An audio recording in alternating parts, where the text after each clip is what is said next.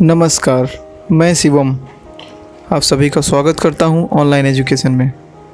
दोस्तों, खूबसूरत केरल को कुदरत की नज़र लग गई। सड़कों पर, खेतों में बस कार नावें चल रही हैं।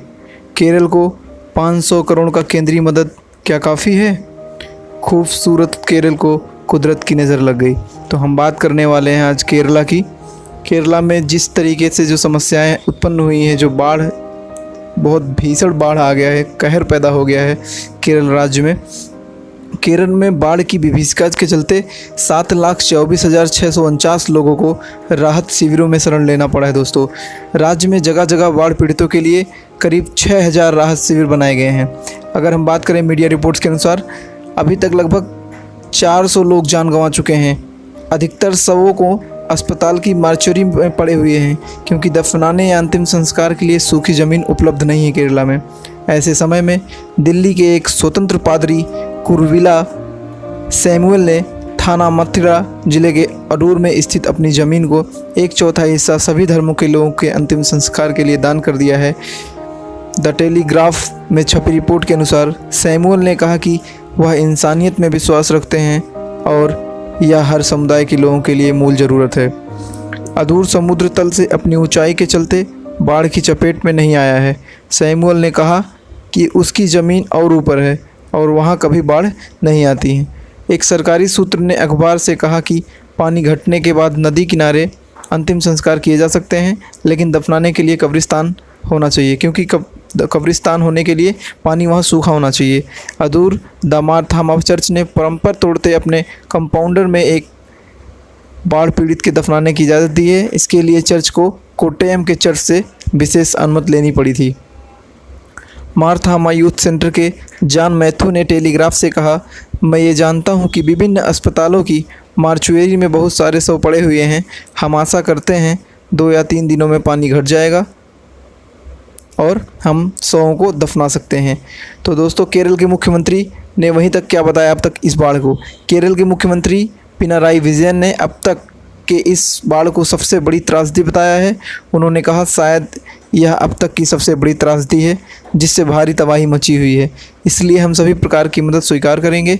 उन्होंने बताया कि 1924 के बाद प्रदेश में बाढ़ की ऐसी त्रासदी नहीं आई। मुख्यमंत्री ने कहा कि बाढ़ प्रभावित इलाकों में फंसे 22,034 लोगों को बचाया गया है। केरल में 29 मई को आई पहली बाढ़ के बाद से लोगों की मौत का सिलसिला जारी है। बाढ़ से सबसे ज़्यादा प्रभावित अल्लापुझा, एर्नाकुलम और त्रिशूर में बचाव कार्य राहत जारी है। वहीं बाढ़ का जायज़ा लेने पहुंचे नरेंद्र मोदी बाढ़ का जायज़ा ले रहे हैं। लोग त्राहिमाम की पुकार कर रहे हैं। लाजमी है कि पूरा सरकार अमला राहत और बचाव कार्य में लगा है, लेकिन इसी विपत्ति हालत में केरल के एक विदेश मंत्री का हाल जानिए। केरल के एक विदेश मंत्री एक कॉन्फ्रेंस में शिरकत कर रहे हैं। हम बात कर रहे हैं केरल के वन और वाइल्ड लाइफ संरक्षण मंत्री के राजू की। के राजू जर्मनी में एक कॉन्फ्रेंस में शिरकत कर रहे हैं। के राजू पुनलूर विधानसभा का प्रतिनिधित्व करते हैं।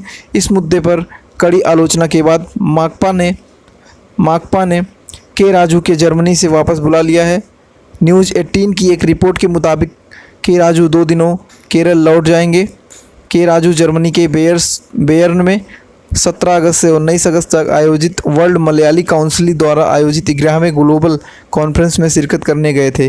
के राजू के फैसले से सीपीएम नेतृत्व भी गुस्से में है और इन्हें तुरंत वापस लौटने को कहा है।